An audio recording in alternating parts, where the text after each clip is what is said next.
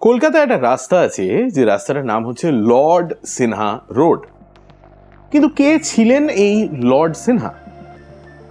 শান্তিনিকেতন থেকে সামান্য দূরত্বে একটি ভাঙাচোরা পুরনো রাজবাড়ি আছে ভুতুড়ে দেখতে, যেটার নাম হচ্ছে রায়পুর রাজবাড়ি। আর সেই রায়পুর রাজবাড়ি আর এই লর্ড সিনহা রোডের লর্ড সিনহার মধ্যে কানেকশনটা কি? এই গল্পটা কিন্তু প্রচন্ড ইন্টারেস্টিং, তবে একটু লম্বা একটা গল্প, একটা গোটা পরিবারের ইতিহাস আপনাকে জানাতে হবে এই প্রশ্নের উত্তর দিতে গেলে, এবং সেই কাজটাই আমি করব এবার। নমস্কার, আমি Deep and welcome to half pant history.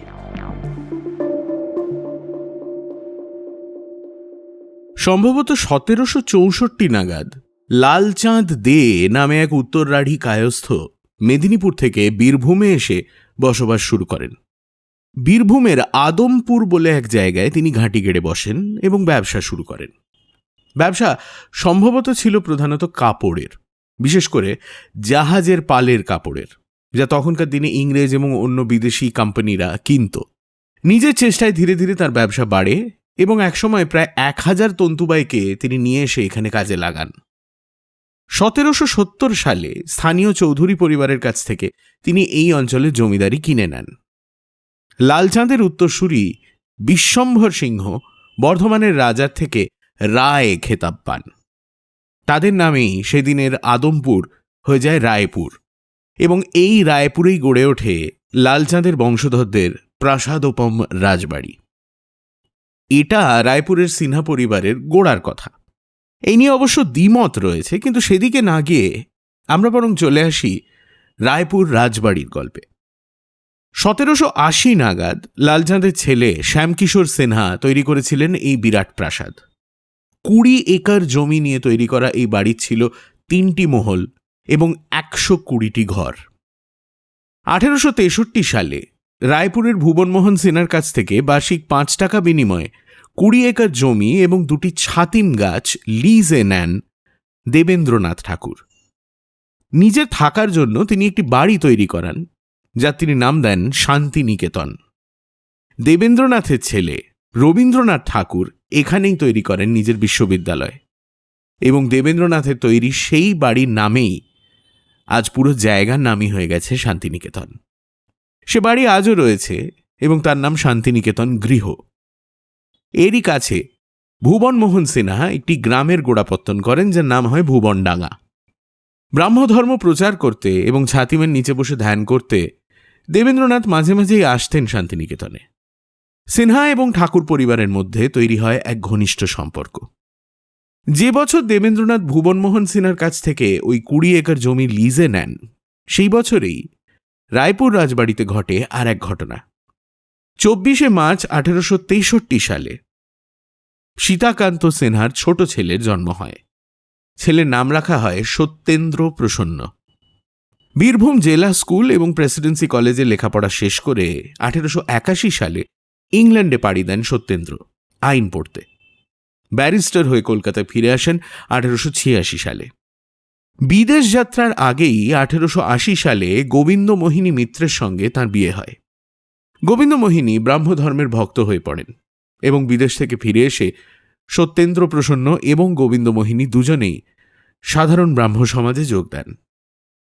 ততদিনে সত্যেন্দ্র প্রসন্ন কলকাতায় চলে এসেছেন। ব্যারিস্টার হিসেবে তার পসার জমে উঠেছে। 1903 সালে ইংরেজ সরকার তাঁকে করে দেন standing council to the government of India. 1905 সালে প্রথম ভারতীয় অ্যাডভোকেট জেনারেল অফ বেঙ্গল, এবং 1909 সালে প্রথম ভারতীয় যিনি স্থান পান ভাইসরয়েজ এক্সিকিউটিভ কাউন্সিলে। 1915 সালে বম্বে সেশনে তিনি নির্বাচিত হন ইন্ডিয়ান ন্যাশনাল কংগ্রেসের প্রেসিডেন্ট। এর মাঝে সম্ভবত 1912 নাগাদ সত্যেন্দ্র প্রসন্ন চলে আসেন 7 নম্বর এলিসিয়াম রোতে, যেটা আজকের লর্ড সিনহা রোড। রায়পুর রাজবাড়ির মতো বিশাল না হলেও 3 তলা এই বাড়িতে ছিল 24টি ঘর। 1917 সালে ইংল্যান্ড ফেরেন সত্যেন্দ্র প্রসন্ন, এবং পরের বছর বিশ্বযুদ্ধ শুরু হওয়াতে তিনি ইম্পিরিয়াল ওয়ার ক্যাবিনেটে যোগ দেন। যুদ্ধের শেষে 1919 সালে শান্তি সম্মেলনে ভারতের প্রতিনিধিত্ব করেন। সে বছরই ইংরেজ সরকার ওকে করে parliamentary under secretary of state for India এবং সত্যেন্দ্র প্রসন্ন হয়ে যান ব্যারন সিনহা অফ রায়পুর, অর্থাৎ লর্ড সিনহা। এই সম্মানের সঙ্গেই উনি পান ব্রিটেনের হাউস অফ লর্ডসের সদস্যপদ।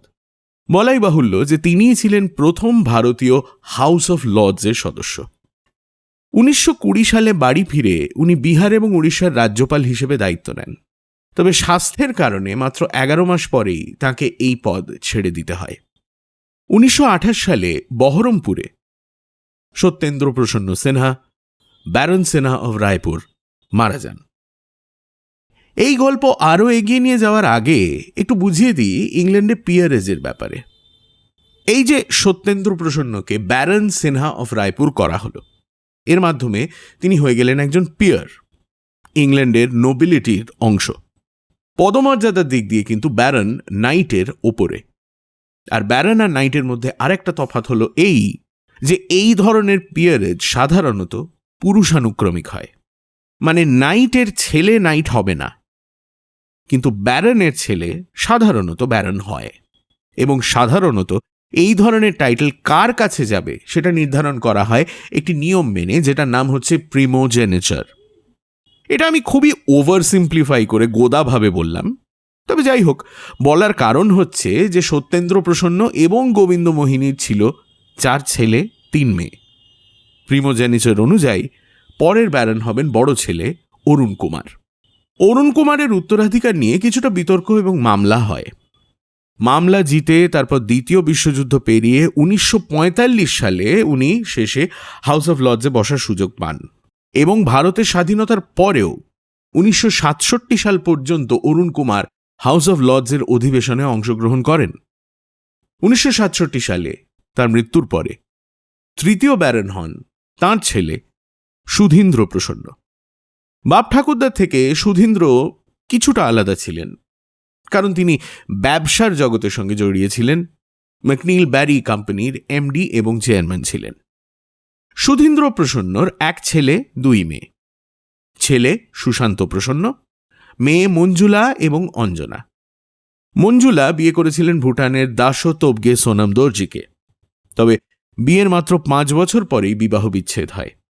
সুশান্ত প্রসন্ন 15 বছর বয়সে পরিবারের সবাইকে অবাক করে দিয়ে পার্ক স্ট্রিটের ট্রিঙ্কাস বারে একটি ব্যান্ডের সঙ্গে অর্গান বাজানো শুরু করেন।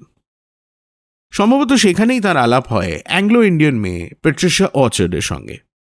4 বছর পরে 1972 সালে তারা বিয়ে করেন, কিন্তু প্যাট্রিশিয়া পরে বলেছিলেন যে তাঁকে সুশান্তর পরিবার কোনোদিনই মেনে নিতে পারেনি। 6 বছর পরে 1978 সালের ফেব্রুয়ারি মাসে তাদের মধ্যে বিবাহ বিচ্ছেদ হয়। প্যাট্রিশিয়া এবং সুশান্ত প্রসন্নর ছিল 3 সন্তান। বিবাহ বিচ্ছেদের পরে বড় মেয়ে ক্যারোলাইন চলে যায় মা প্যাট্রিশিয়ার সঙ্গে থাকতে। ছোট ছেলে শেন এবং ছোট মেয়ে শ্যারন থেকে যায় বাবার কাছে লর্ডসেনহা রোডে। প্যাট্রিশিয়া পরে অভিযোগ করেন যে তাঁর ছেলে মেয়েদের পরিবারের মানুষ কখনোই মেনে নিতে পারেননি। ইনফ্যাক্ট তাদের শোবার জন্য নাকি খাটের ব্যবস্থা পর্যন্ত করা হয়নি। ঘরের মেঝেতে যে কার্পেট পাতা থাকত তাতেই শুয়ে ঘুমতো শেন এবং শ্যারন।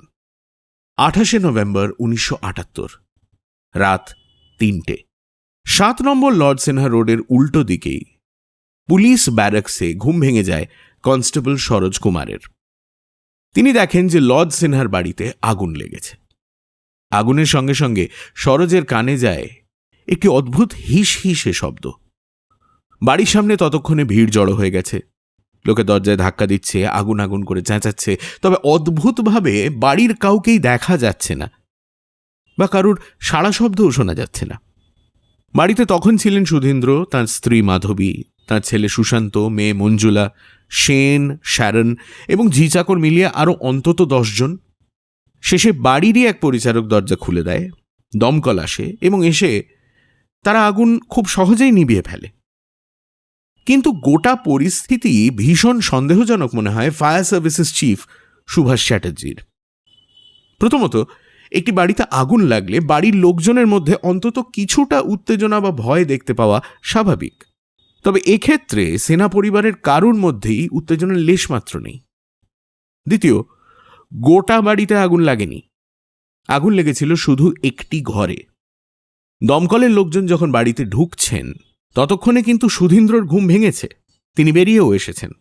আগুন এবং ধোঁয়ার ফলে মঞ্জুলার ঘুম ভেঙেছে এবং তিনি পাশের ঘরেই ঘুমিয়ে থাকা সুশান্তকে ঘুম থেকে তুলে টেনে বার করে এনেছেন। মাধবী তখন সবে অসুস্থতা থেকে সেরে উঠছেন, কাজেই উনি ছিলেন বাড়ির অন্য অংশে। কিন্তু কেউ দমকল কর্মীদের এটা বলেনি যে যে ঘরে আগুন লেগেছে সেটা সেন এবং শ্যারনের শোবার ঘর এবং তারা দুজনেই সম্ভবত সেই ঘরের ভেতরেই রয়েছে। দমকল কর্মীরা ঘরে ঢুকে আবিষ্কার করে যে 4 বছর বয়সী সেন এবং 3 বছর বয়সী শ্যারন দুজনেই আগুনে পুড়ে মারা গেছে। সিনহা পরিবারের তরফ থেকে বলা হয় যে আগুনের সম্ভাব্য কারণ শর্ট সার্কিট। তবে দমকলের প্রাথমিক অনুসন্ধানে উঠে আসে সন্দেহের আরও কারণ। ঘরে কার্পেটের যে অংশের ওপর সেন এবং শ্যারন শুয়েছিল সেই অংশটাই সবথেকে বেশি পুড়েছে, যার থেকে আন্দাজ করা যায় যে আগুন শুরু হয়েছিল সেখান থেকেই। দুজনের লাশ পাওয়া যায় বাথরুম থেকে মাত্র 4 ফুট দূরত্বে, অথচ দেখে মনে হয় না যে দুজন ঘর থেকে পালানোর সামান্যতম চেষ্টাও করেছে। এর থেকে ফায়ার সার্ভিসেস চিফ সুভাষ চ্যাটার্জির সন্দেহ হয় যে 2 শিশু আগুনে মারা যায়নি, বরং তাদের হয় মেরে ফেলে বা অজ্ঞান করে তারপর তাদের উপর কোনো দাহ্য পদার্থ ঢেলে আগুন লাগানো হয়েছিল। সেই মর্মে রিপোর্ট সাবমিট করা হয়। সকাল 9টার সময় যখন ডিসিডিডি রশিদ খান সুধীন্দ্র প্রসন্নর সঙ্গে কথা বলতে আসেন, তখন তিনি দেখেন যে সুধীন্দ্র 3 পিস স্যুট পরে বসে ইংলিশ ব্রেকফাস্ট করছেন। তার কয়েক মিনিট পরেই উনি মিটিংয়ের অজুহাত দিয়ে বাড়ি থেকে বেরিয়ে যান। ঘটনার 9 দিন পরে 6ই ডিসেম্বর 1978 সালে সুশান্ত এবং মঞ্জুলাকে খুনের সন্দেহে গ্রেপ্তার করে পুলিশ। তারপর অবশ্য কিছুই হয়নি, আদালতে দুজনেই প্রমাণের অভাবে ছাড়া পেয়ে যান। প্যাট্রিশিয়া এক গুচ্ছ অভিযোগ এনেছিলেন সেই সময়ের খবরের কাগজে। তিনি বলেছিলেন যে সুশান্ত একজন ড্রাগ অ্যাডিক্ট এবং পাইরোমেনিয়াক, যে নাকি এর আগে একাধিকবার নানা জায়গায় আগুন লাগানোর চেষ্টা করেছে। আগুনে পুড়ে মৃত্যুর এটাই সিনহা পরিবারে কিন্তু একমাত্র ঘটনা নয়। সুধীন্দ্রর বাবা অরুণ কুমারের প্রথম বিয়ে হয়েছিল রায়বাহাদুর ললিতমোহন চ্যাটার্জির বড় মেয়ে প্রয়ত্নর সঙ্গে 1916 সালে। তবে বিয়ের 3 বছর পরেই 1919 সালে রান্না করতে করতে কাপড়ে আগুন লেগে পুড়ে মারা যান তিনি। তারপর অরুণ কুমার বিয়ে করেন ললিতমোহনের ছোট মেয়ে নিরুপমাকে। সমসাময়িক খবরের কাগজে এও লেখা হয়েছিল যে সিনহা পরিবারে একাধিকবার খুবই নিকটাত্মীয়দের মধ্যে বিয়ে হয়েছে, যা বাঙালিদের মধ্যে সাধারণত হয় না। অগ্নিকাণ্ডের সময় ঘটনাস্থলে প্রথম যে সাংবাদিক পৌঁছেছিলেন তিনি ছিলেন স্টেটসম্যান খবরের কাগজের। তবে সুধীন্দ্র ছিলেন স্টেটসম্যানের ডিরেক্টরদের মধ্যে একজন। সম্ভবত সেই কারণেই স্টেটসম্যানে কিন্তু এই অগ্নিকাণ্ড নিয়ে বিশেষ কিছুই লেখা হয়নি। লর্ডসেনা রোডের অগ্নিকাণ্ডের 3 বছর পরে 1981 সালে সুধীন্দ্র ইংল্যান্ড যান প্রিন্স চার্লস এবং ডায়ানার বিয়েতে। তবে ততদিনে তার পরিবারের অবস্থা অনেকটাই পাল্টে গেছে। বাপ ঠাকুরদা ছিলেন উকিল, কিন্তু সুধীন্দ্র ব্যবসার সঙ্গে যুক্ত ছিলেন। ম্যাকনিল অ্যান্ড ব্যারি কোম্পানির এমডি এবং চেয়ারম্যান ছিলেন তিনি। তবে 1975 নাগাদ উইলিয়ামসন মেগারের সঙ্গে তার কোম্পানির মার্জার হয়, তৈরি হয় ম্যাকনিল অ্যান্ড মেগার। নতুন কোম্পানির চেয়ারম্যান হন বিজু খেতান। নিজের পদ হারিয়ে সুধীন্দ্র হয়ে যান নতুন কোম্পানির সাধারণ একজন ডিরেক্টর। তাঁর আর্থিক অবস্থার অবনতি যে তার পরেও আটকে থাকেনি তার প্রমাণ পাওয়া যায় 1988 সালের ইলাস্ট্রেটেড উইকলি অফ ইন্ডিয়াতে প্রকাশিত একটি ছোট সাক্ষাৎকার থেকে। ততদিনে বাড়ির একতলা এবং দোতলা ভাড়া দিতে বাধ্য হয়েছিলেন সুধীন্দ্র। এই লেখাটি বেরোনোর পরের বছরই 16ই জানুয়ারি 1989 সালে সুধীন্দ্র মারা যান। তার 3 বছর পরে মারা যান সুশান্ত। পরিবারের এই শাখায় যেহেতু আর কোনো পুরুষ উত্তরসূরি রইলেন না, প্রিমোজেনিসের নিয়ম মেনে ব্যারন সিনহা হওয়ার অধিকার এবার গেল অরুণ কুমার এবং নিরুপমার ছোট ছেলে সুধীন্দ্রর ভাই অনিন্দ কুমার সিনহার কাছে। কিন্তু নিজেকে ব্যারন বললেই তো হবে না, রীতিমতো দাবি জানিয়ে নিজের অধিকার প্রমাণ করতে হবে। অনিন্দ, যিনি সেলস ম্যানেজার হিসেবে চাকরি করতেন, তিনি এসব বোধহয় কোনোদিনই করেননি। 1999 সালে তিনি মারা যেতে ব্যারন সিনহা হওয়ার অধিকার গেল তার ছেলে অরূপ কুমার সিনহার কাছে। সেই বছরের একটি রিপোর্ট বলছে যে অরূপ কম্পিউটার স্পেশালিস্ট হিসেবে কাজ করছিলেন একটি ট্রাভেল এজেন্সিতে। 1966 সালে রাঁচিতে জন্ম হয় অরূপের, কিন্তু 5 বছর বয়স থেকেই তিনি রয়েছেন ইংল্যান্ডে। রায়পুরের রাজবাড়ি তিনি হয়তো নিজের চোখে কোনোদিন দেখেনইনি। সত্যেন্দ্র প্রসন্ন সময় থেকেই পরিবারের উত্তরসূরিরা ছড়িয়ে পড়তে শুরু করে। তার 3 ভাইয়ের মধ্যে একজন ছিলেন ব্যারিস্টার, একজন জাজ, একজন চাকরি করতেন ফাইন্যান্স ডিপার্টমেন্টে। তার বংশধররা কলকাতাতেই থাকতেন। পরিবারের বাকি শাখা ধীরে ধীরে ভারতের এবং তারপর ইংল্যান্ড, ইউরোপের নানান জায়গায় ছড়িয়ে পড়তে থাকে। একটি বাড়িতে মানুষ না থাকলে, বাড়ি ফাঁকা পড়ে থাকলে তা আরও তাড়াতাড়ি নষ্ট হয়ে যায়। তাছাড়া স্বাধীনতার পরে জমিদারি চলে যাওয়ায় এত বড় বাড়ি মেনটেন করার খরচ স্বাভাবিকভাবেই পরিবারের পক্ষে দেওয়া সম্ভব হয়নি। পরিবারের একটি শাখা এখনো শান্তিনিকেতনের কাছেই থাকে। সেই পরিবারের নীলাঞ্জনা ঘোষ কিছু বছর আগে একটি খবরের কাগজের সাক্ষাৎকারে জানান যে সিনহা পরিবারেরই একজন একসময় রায়পুর রাজবাড়ির সমস্ত টিক কাঠের বিম খুলে বিক্রি করে দেন। 20 বর্গার বাড়ি, তার বিম যদি খুলে নেওয়া হয় তাহলে সমস্ত ঘরের ছাদ ধসে যাবে। হয়েছেও তাই। পরিবারের আর একজন বৃদ্ধ বাদল সিনহা বহু বছর ধরে চেষ্টা করছেন বাড়ির যতটা সম্ভব রক্ষণাবেক্ষণ করার। তারই চেষ্টায় সত্যেন্দ্র প্রসন্নর জন্ম যে ঘরে হয়েছিল সেই ঘরটি অন্তত বাঁচিয়ে রাখা গেছে, যদিও তার চারদিকে আজ ধ্বংসস্তূপ। তবে তাও তো আছে। 7 নম্বর লর্ড সিনহা রোডের বাড়ির আজ কোনো অস্তিত্বই নেই। সুশান্ত মারা যান 1999 সালে।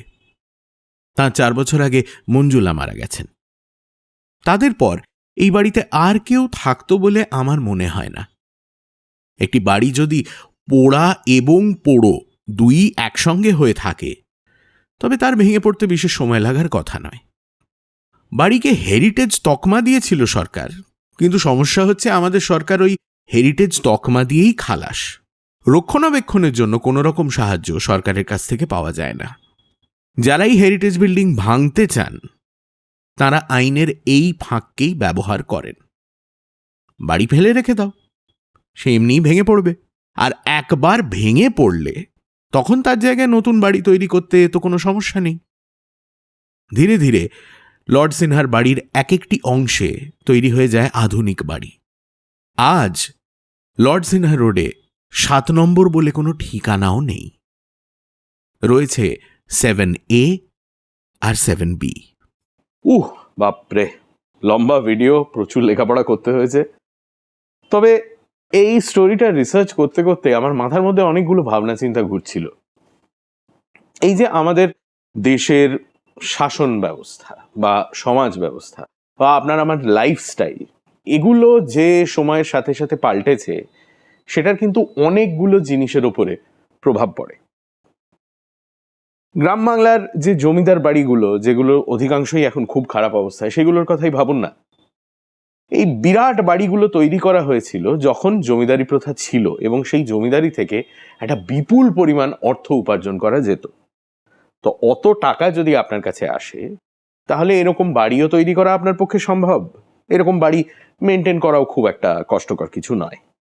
কিন্তু স্বাধীনতার পরে যখন জমিদারি চলে গেল তখন এই বাড়িগুলোই কিন্তু বোঝার মতো হয়ে গেল। এত বড় বাড়ি আপনাকে মেনটেন করতে হবে, তার আজকের হিসেবে কোটি কোটি টাকা খরচ, অথচ সেই পরিমাণ উপার্জন কিন্তু আর আপনার কাছে নেই, কারণ জমিদার আপনি আর নন। এবার যেহেতু আপনি জমিদার নন এবং যেহেতু জমিদারি থেকে সেই ধরনের রোজগার আর হচ্ছে না, সেহেতু পরিবারের যারা বংশধর রয়েছেন তারা আস্তে আস্তে ওই গ্রাম ছেড়ে বাইরে শিফট করা শুরু করেন। তারা কলকাতায় চলে আসেন বা পশ্চিমবঙ্গের বাইরেও হয়তো চলে যান কাজ নিয়ে। কাজেই সেই বাড়িটা পরিত্যক্ত হয়ে যায়, বাড়ির অবস্থা আরোই খারাপ হয়। এটা তো গেল জমিদার বাড়ির কথা।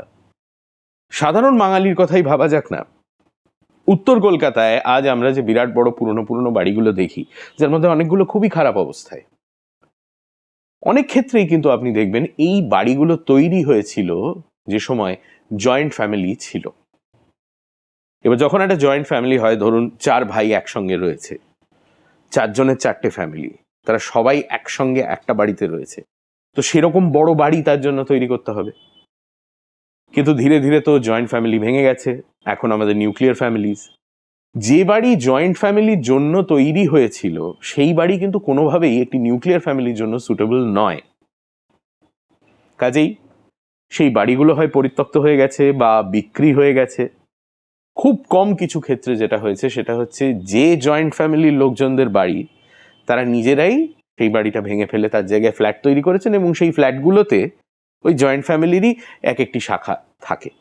But that is a very small minority of cases. অধিকাংশ ক্ষেত্রে এই বিরাট বিরাট বাড়িগুলো, যেহেতু আমাদের সমাজ ব্যবস্থা পাল্টে গেছে, বাড়িগুলোর অবস্থা এখন খুব খারাপ। তাছাড়া সিনহাদের ব্যাপারে রিসার্চ করতে গিয়ে আমার যেটা মাথায় ঘুরছিল সেটা হচ্ছে, দেখুন এই ধরনের স্ক্যান্ডেল, এই ধরনের লেটস সে প্রবলেম, সমস্যা অনেকের পরিবারেই কিন্তু কম বেশি থাকে। মানে আপনি যদি আপনার চারপাশে যতজনকে দেখতে পাচ্ছেন ভাবেন যে সবারই জীবন খুব নর্মাল বলে কিন্তু কিছু হয় না। আপনি সবার সঙ্গে আলাপ করুন, লোকে যদি আপনার কাছে ওপেন আপ করে তাহলে আপনি জানতে পারবেন সবার পরিবারে সমস্যা আছে, কিছু না কিছু সমস্যা তো আছেই, কারুর কম কারুর বেশি। কিন্তু এই সিনহাদের মতো যারা families who are in public life, খুব পরিচিত, যাদের নিয়ে খবরের কাগজ লেখালেখি করে, তারা কোথাও একটা পার্টি অ্যাটেন্ড করতে গেলে সেটা নিউজ হয়ে যায়, এই রকম পরিবারের ক্ষেত্রে সমস্যাটা হচ্ছে ওই যে আপনার পারিবারিক সমস্যাগুলো, বা হয়তো কোনো ফ্যামিলি মেম্বারের কোনো সাইকিয়াট্রিক প্রবলেম আছে, এই জিনিসগুলো তো সাধারণত লোকে ঢেকে রাখে, এগুলো আমরা সর্বসমক্ষে আলোচনা করি না। কিন্তু এরম একটা ফ্যামিলির ক্ষেত্রে সেই ঢেকে রাখার সুযোগটা থাকে না, কারণ তাদের যা আছে সমস্ত কিছুই আলোচনার বিষয় হয়ে যায়, which can be very difficult. Illustrated উইকলিতে যখন সেই সময়কার লর্ড সিনহা সুধীন্দ্র প্রসন্ন যখন কথা বলেছিলেন, তখন তিনি কিন্তু এই জিনিসটা বলেছিলেন যে এই যে দেশ পাল্টে গেছে, শাসন ব্যবস্থা পাল্টে গেছে, সমাজ পাল্টে যাচ্ছে, প্রেসের এত বেশি ফ্রিডম, এই সমস্ত জিনিসগুলোর সঙ্গে উনি নিজে ঠিক মানিয়ে নিতে পারেননি। তবে করার তো কিছু নেই, দুনিয়া পাল্টাচ্ছে, আপনাকে আর আমাকে তার সঙ্গে পাল্টাতেই হবে। এই যে আমি কয়েক বছর আগে পর্যন্ত ইতিহাস নিয়ে ব্লগ লিখতাম, কিন্তু ব্লগ এখন আর কেউ পড়তে চায় না, তো তাহলে এই গল্পগুলো লোকের কাছে পৌঁছবো কিভাবে? এইভাবে, হাফ প্যান্ট হিস্ট্রির মাধ্যমে। তো কলকাতার ইতিহাস, বাংলার ইতিহাস সম্বন্ধে আপনার যদি কোনো প্রশ্ন থাকে, সেই সমস্ত প্রশ্ন আপনি করে যেতে পারেন আজকের ভিডিওর কমেন্টসে। অ্যাজ ইউজুয়াল ভিডিওর সমস্ত সোর্সেস আমি ডিসক্রিপশনে শেয়ার করব, যদি আপনি আমায় ক্রস চেক করতে চান বা আপনি যদি এই নিয়ে আরও রিসার্চ করতে চান। আর এরকম আরও অনেক ইতিহাসের গল্প যদি আপনি শুনতে চান, তাহলে ইনস্টাগ্রামে ফলো করুন, আর নিশ্চয়ই ইউটিউবে সাবস্ক্রাইব করুন টু হাফ প্যান্ট হিস্ট্রি। তাহলে সামনের শনিবার আবার দেখা হবে, ততদিন ভালো থাকবেন, সুস্থ থাকবেন। আমি দীপ, নমস্কার।